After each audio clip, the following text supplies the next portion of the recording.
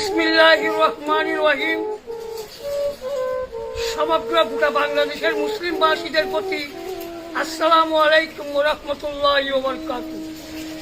আর হিন্দু, বৌদ্ধ, খ্রিস্টান অন্যান্য সব জাতির প্রতি আমার আন্তরিক অভিনন্দন ও শুভেচ্ছা রইল।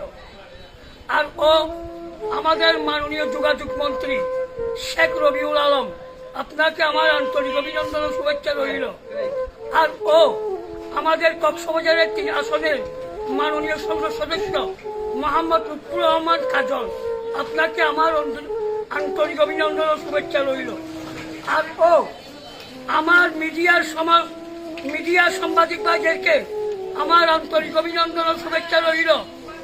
প্লিজ, আমি কোনো রাজনৈতিক নেতা নই, আমাকে টয়লেট, ল্যাট্রিন, পেশাব করার কোনো সভাপতিও আমাকে কেউ বানাবে না। কিন্তু আমি একটা কথা বলতে চাই, এই বাংলাদেশে আগে আমার ভাবতে হবে। এখানে কোনো চেয়ারম্যান, মেম্বার, এমপি, মন্ত্রী, প্রশাসনের কোনো দোষ নাই। আমার কারণে আমি বিল্ডিং করেছি, ঘর করেছি, আমি পানি যাওয়ার রাস্তাটা রাখি নাই, আমি পানি যাওয়ার রাস্তাটা দিচ্ছি না।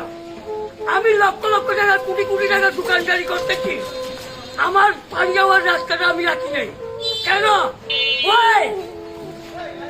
একটা কথা বলছি জানেন, এই আমাদের বাড়ির সামনে বা দোকানের সামনে আমার বাড়ি চলে গেছে, তারপর ওই ময়লা আবর্জনা হচ্ছে, এই কারণে আমার গরুটা নষ্ট হয়ে যাচ্ছে। আমার কারণে গোড়া গ্রামে পানি, আমার কারণে গোড়া গ্রামে মেয়েরা রান্না বান্না করতে পারতেছে না। কেন?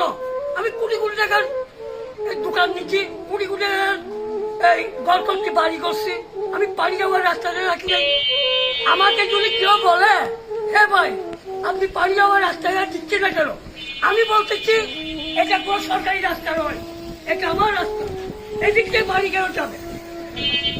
আমি শ্রদ্ধার সাথে এদিক দিয়ে বাড়ি কেন যাবে?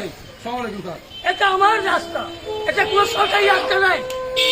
এই কারণে আমাদের পানি ময়লা আবর্জনা জমজমাট করছে।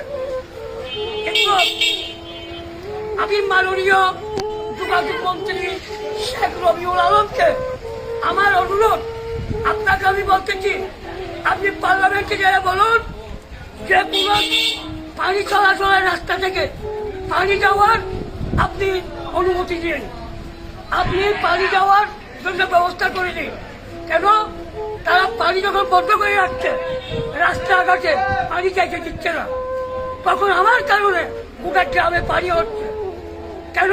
আমাকে যদি কেউ বলে, এ ভাই এখানে পানি যাওয়ার রাস্তা দেন না, আমি তাদেরকে বলতেছি এটা কি সরকারি রাস্তা, একটা সরকারি পয়েন্ট, কেন এখান থেকে পানি যাবে? এর জন্য আমি মাননীয় যোগাযোগ মন্ত্রীকে আমার অনুরোধ, আমি বলতেছি আপনি পার্লামেন্টে গিয়ে আপনি বলুন, আপনি যে কোনো পয়েন্টে যেখানে পানি চলাচলের রাস্তা থাকে সেখান থেকে আপনি পানি চলাচলের রাস্তা দিন। আমার ঘরে গুড়ার মুখে 20 বছরের রাস্তা 6 মাসও যাচ্ছে না। কেন? ময়লা আবর্জনা পানি, এর জন্য 6 মাসও যাচ্ছে 20 বছরের রাস্তা। কিন্তু এর জন্য আমার কোটি কোটি মিলিয়ন মিলিয়ন টাকা আমার বাংলাদেশের টাকা লস হচ্ছে। কেন লস হচ্ছে? এই 6 মাসও যাচ্ছে আমার 20 বছরের ট্যাঙ্কারের রাস্তা। তখন আমি বলতেছি ট্যাঙ্কার বাজেট আপনি কোথায় নেবেন? রাস্তায় পানি, ময়লা আবর্জনা, আমি পানি যাইতে দিচ্ছি না, তখন আমার মুখ কাজগ্রস্ত হয়ে যাচ্ছে। প্লিজ ক্ষমা করে দেবেন। আমার নামটা হলো হাবিবুল্লাহ ব্যাপারী, সৌদাগর পাড়া, জালালাবাদ, কক্সবাজার, বাংলাদেশ। প্লিজ, ধন্যবাদ।